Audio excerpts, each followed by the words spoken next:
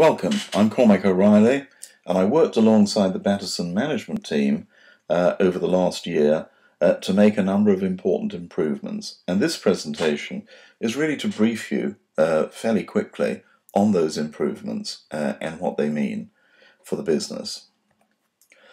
First, it's important to get grounded and to talk about Batterson. It's a Texas family-run business, has been for 4 generations. It has a very strong construction industry presence, and that built up over 3/4 of a century, working closely with state, counties, and contractors. It has expertise and businesses in 2 areas: road marking, which is its core business and represents about 80% of its revenue, and traffic control, a newer business formed in the last 5 or so years that represents 20% of its business. Finally, it has a strong reputation, and that's built on one very important differentiator, which is customer service. The goals of the improvement program as set out by Mike Batterson, who oversaw and championed the program and is Batterson's major shareholder, are really fourfold. First, the idea was to have a high-performance and accountable management team to run the company, and that meant running by metrics, running to make money. Second, a strong process and control operated by that management team that would drive results and essentially run decision-making from a data standpoint rather than an intuitive standpoint. Third, Batterson has historically been excellent in terms of the way it operates, and Mike really wanted the business to continue being excellent, but continually improve both the technology and the methodology that Batterson uses and that differentiates itself. And finally, a lean organization, one that could actually succeed in the bad times, which the last couple of years have been, and in the better times, which the next couple of years will be. It's important to understand the dynamics of the Texas market as it affects Batterson. The most important factor, and it's been the case for the last 3 years, is Highway Technologies. This is ex-National Rentals. It's a nationwide player. It has $60 million in Texas revenue, we believe. It's based in, or the headquarters, I should say, are in Oak Brook, Illinois. It's a financially services-funded play, basically. And I think the management team, and we talked to them in this last few months, see their goal as, building the business, making it profitable, and selling it on. And essentially, that's their focus. Batterson believes that Highway Technologies has had a land grab strategy for the last 3 years, and they've done that by basically pricing very competitively. The second group of players, which are the smaller players that affect Batterson's success, are less than they were a year ago because the pricing strategy has driven some of them out of business. The most important small player is a player called RoadSafe. It's a nationwide player, also based in Illinois. It's a rental company spin-off. It's currently refinancing, and we know that they have strong interests in Texas. So Batterson is believed to be the second in size to Highway Technologies, and we've already talked enough about why it's special and how it competes. So let's just talk a bit about the new management team, which was appointed initially in April, and there have been some changes since it was first established. A new Chief Financial Officer, Ross Reed. Some of the team focus has changed, but by and large, a lot of the people on the team had been working in the company. And a number of the key Batterson family members are part of that management team.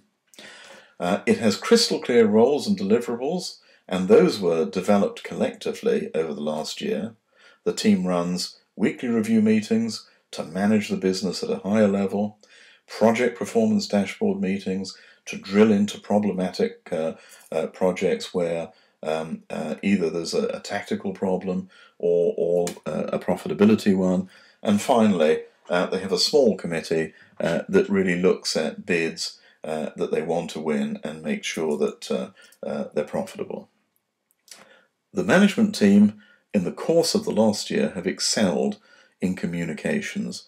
They meet weekly with the workforce, they focus on training, and the reality is that there's a wide level of trust and respect across the organisation. So the management team essentially in the year built a model, and just to summarise, and I'm going to go through this fairly quickly, they have 10 steps that take work from the bid stage through execution to collection.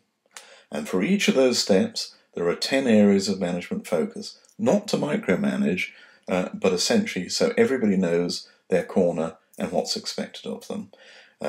And this sort of blueprint helps the company work effectively.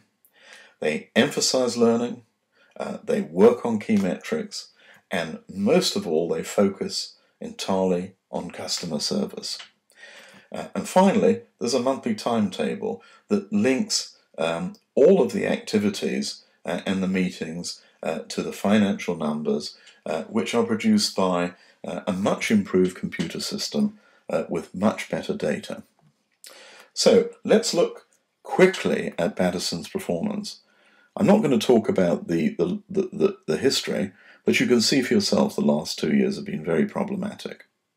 I'm going to talk about the template that the management team developed, which essentially requires that they have 20% gross margin, and actually more than 20% gross margin, that SG&A or overheads are 15%, and 15% set at the low watermark of 12 million revenue a year. Batterson is most comfortable performing above 20 million a year, but 12 million represents, if you like, the bad times. And so you need to make profit in the bad times.